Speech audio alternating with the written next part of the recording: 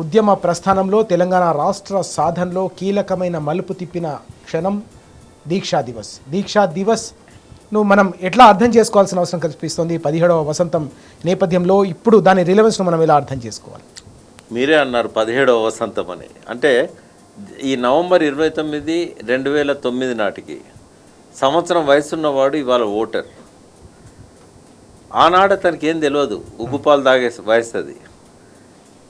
ఆయన తెలిసే నాటికి తెలంగాణ వచ్చేసింది. సో ఆనాటి కష్టాలు, కన్నీళ్ళు, త్యాగాలు, పోరాటాలు, అమరుల త్యాగాలు ఏ విషయాల మీద కూడా వాళ్ళకు తెలియదు. ఆనాడు ఎవరైతే అమరుల ఉత్తరాలలో తెలంగాణ ద్రోహులుగా ముద్రించబడి మీరు ఇప్పటికైనా మారండి, మా చావుతోనన్నా మీకు జ్ఞానోదయం కావాలి, మీరు తెలంగాణ ఉద్యమంలోకి రండి అని చెప్పి ఎవరి పేర్లు అయితే రాశారో ఆ ద్రోహులే ఇవాళ పరిపాలన చేస్తున్నారు. ఇవాళ వాళ్ళకి హీరోలుగా వాళ్ళే ప్రొజెక్షన్ చేసుకుంటున్నారు. అంటే ఈ జనరేషన్కి ఇప్పుడు ఏదైతే ప్రజెంట్ జనరేషన్ ఉందో ఒక తరం మారింది. దీక్షా దివస్ ఇవాళ దీక్షా దివస్ ద్వారా మారిన తరానికి గతమేందో తెలవాలి. గతమేందో తెలియకపోతే వర్తమానం ఏందో అర్థం కాదు. అందుకే ఇవాళ వాళ్ళు ఎవరికి ఓటేయాలో, ఎవరికి వేయకూడదో, ఎవరిని నమ్మాలో, ఎవరిని నమ్మకూడదో అర్థం చేసుకోలేని పరిస్థితి. అంటే ఈ తెలంగాణ చేతు జ్ఞాపకాలు, తీపి గుర్తులు, ఈ మరకలు, ఈ మెరుపులు, ఇవన్నీ కూడా ప్రస్తావించుకోవడానికి, వాళ్ళ దృష్టికి తేవడానికి ఇంతకంటే గొప్ప సందర్భం ఉందని నేను అనుకోను.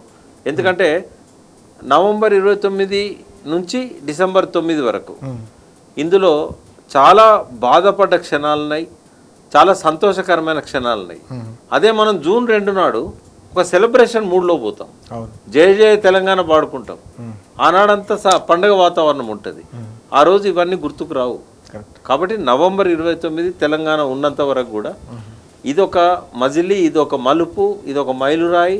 దీన్ని ఎప్పటికీ స్మరించుకుంటేనే తెలంగాణ చరిత్ర వాళ్ళు మరొకసారి వాళ్ళకు గుర్తొస్తుంది.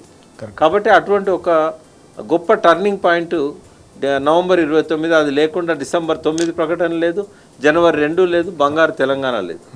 కాబట్టి ఈ నవంబర్ 29 యాదిలోనే ఎవరి ద్రోహం ఏంది, ఎవరి కాంట్రిబ్యూషన్ ఏంది, ఎవరి త్యాగం ఏంది, ఈ విషయాలన్నీ చర్చకు వస్తాయి.